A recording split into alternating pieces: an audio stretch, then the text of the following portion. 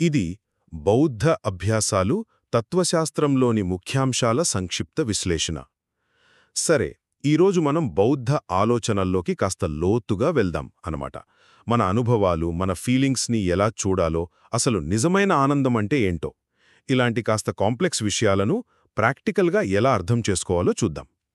మొదటగా మనం సక్కాయ అనత్త మధ్య తేడా చూడాలి.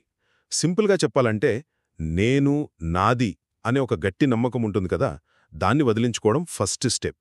అంటే ఈ శరీరం నాది, ఈ ఫీలింగ్స్ నావి అని బలంగా పట్టుకోకపోవడం అన్నమాట. ఆ తర్వాత అసలు ఏ అనుభవంలోనూ శాశ్వతమైన నేను అనేది ఏదీ లేదు అని గ్రహించడం. ఇది ఇంకాస్త లోతైన విషయం. అదే అనత్త అంటే. ఇదే సూత్రం మన ఫీలింగ్స్కి కూడా వర్తిస్తుంది చూడండి. అవి పాజిటివ్ అయినా, నెగటివ్ అయినా వాటికి మరీ అతుక్కోకూడదు, అలాగని ద్వేషించకూడదు. జస్ట్ గమనించాలి అంతే. లేదంటే పాజిటివ్ ఫీలింగ్స్ కూడా అడ్డంకులుగా మారతాయి, ఎందుకంటే మనం వాటికి అటాచ్ అయిపోతాం. ఇక రెండో విషయానికొస్తే ధ్యాన పద్ధతులు ఇంకా సాంస్కృతిక గౌరవం.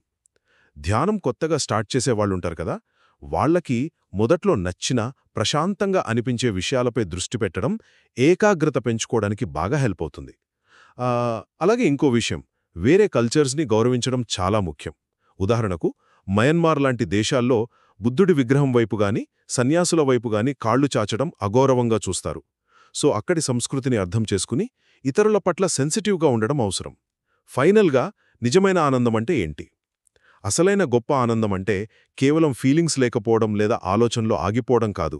అది మనసులో ఎప్పుడూ నడిచే కొన్ని మానసిక అలవాట్లు, ప్రతిచర్యలుంటాయి కదా, వాటిని సంకారాలు అంటారు.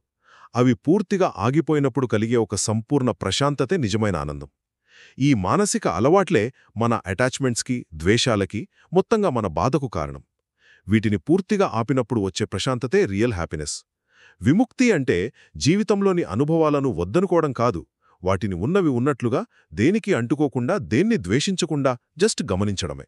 కాబట్టి సింపుల్గా చెప్పాలంటే, మన అనుభవాల్ని అంటిపెట్టుకోకుండా, ద్వేషించకుండా, వాటి అసలు స్వభావాన్ని కేవలం గమనించడమే అసలైన బౌద్ధ సాధన మార్గం.